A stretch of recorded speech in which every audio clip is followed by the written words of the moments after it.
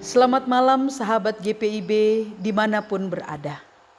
Melalui program Night Call malam hari ini, saya Pendeta Lolita Manihing Usmani dari GPIB Jemaat Sinar Kasih Baras mengajak kita sekalian untuk merenungkan firman Tuhan. Sebelumnya, mari kita berdoa.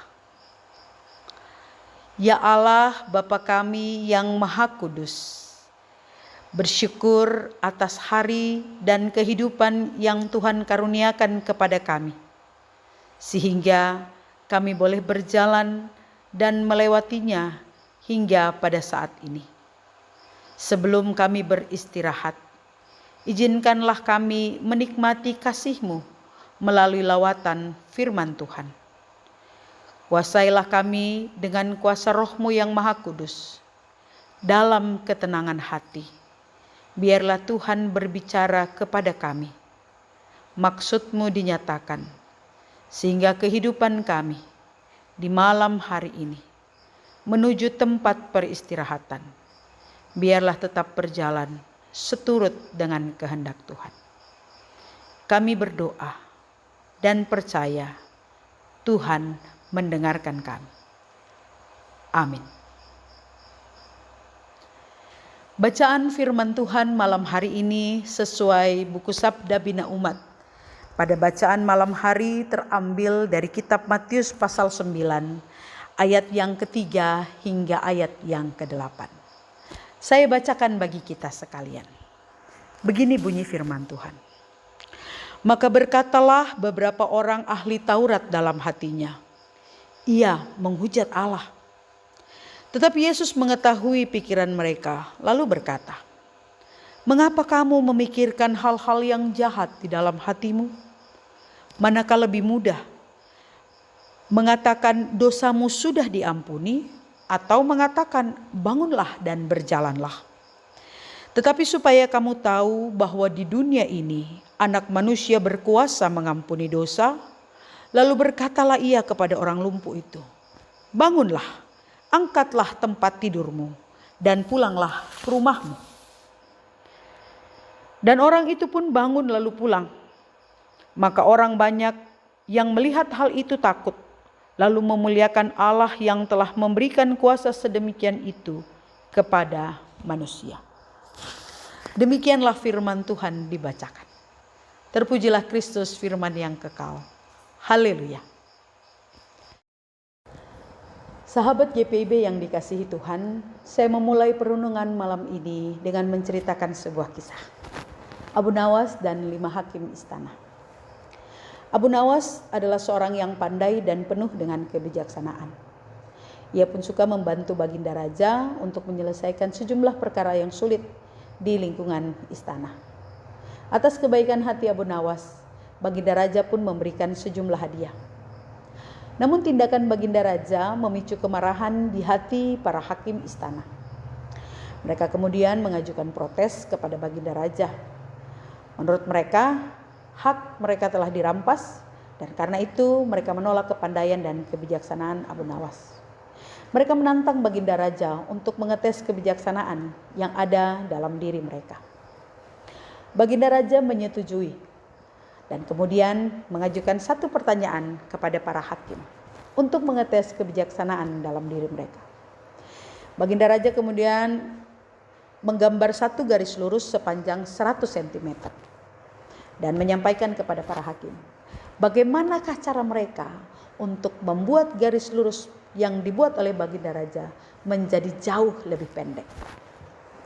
Setelah berdiskusi, hakim pertama kemudian maju selangkah dan menghapus 20 cm dari garis lurus yang digambar oleh Baginda. Hakim kedua, ketiga, sampai hakim yang keempat juga melakukan hal yang sama, maju dan menghapus sepanjang 20 cm garis yang dibuat oleh Baginda. Tersisa 20 cm. Hakim kelima dengan langkah yang pasti juga maju dan menghapus 20 cm garis yang tersisa. Baginda Raja kemudian menyampaikan kepada mereka bahwa mereka telah melakukan kesalahan. Bahwa mereka tidak melakukan tepat seperti yang diminta oleh Baginda.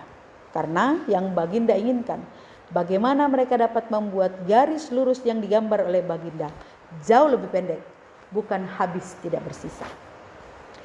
Baginda kemudian memanggil Abu Nawas dan menyampaikan pertanyaan yang sama. Abu Nawas kemudian menggambar satu garis lurus sepanjang 120 cm.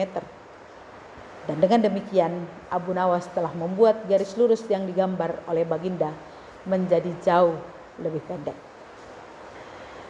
Sahabat GPIB, apa yang dapat kita pelajari dari kisah tersebut? Kecemburuan, iri hati, mengalahkan logika. Pada akhirnya, kesadaran akan kebenaran tidak lagi dimiliki. Ujung-ujungnya, kebinasaan, mempermalukan diri sendiri. Itulah yang dialami oleh 5 hakim kerajaan atas iri hati dan kecemburuan mereka terhadap Abu Nawas.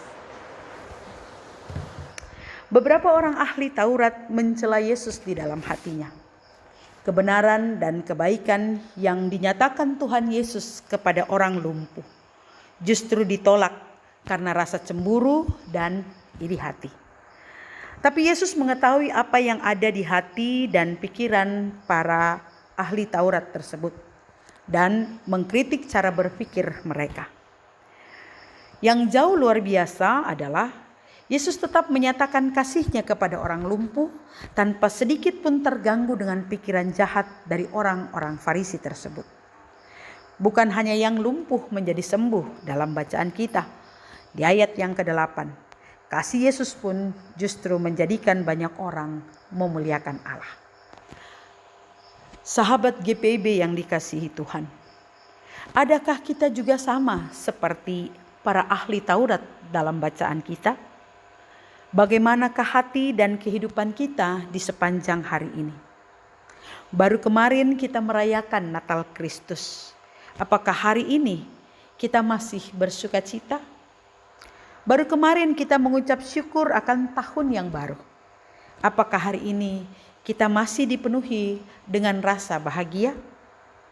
Ataukah di sepanjang hari ini kita diselimuti rasa marah, kecewa, sakit hati, bahkan kebencian satu terhadap yang lain?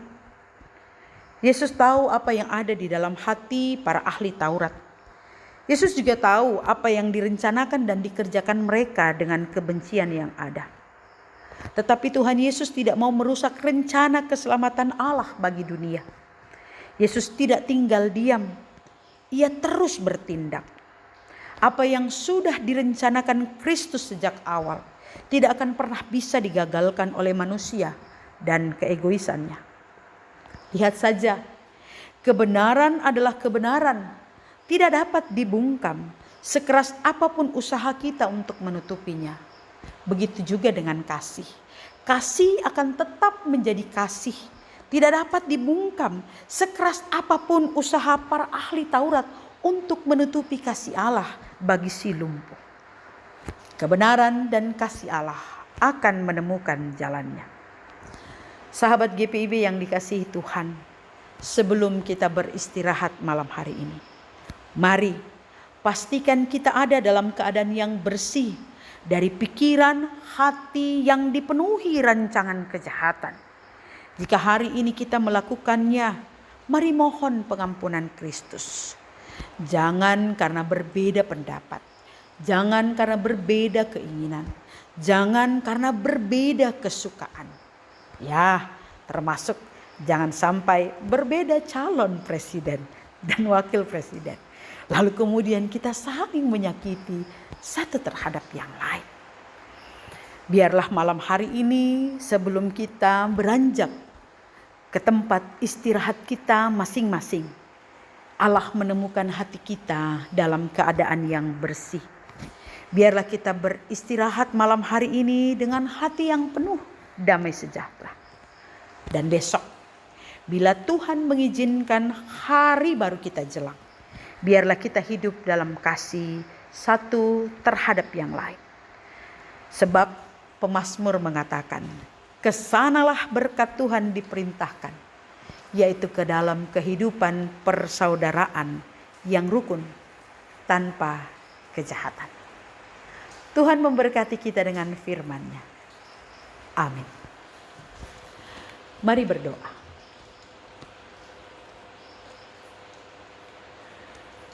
Berkenanlah Tuhan, Engkau melihat kehidupan kami.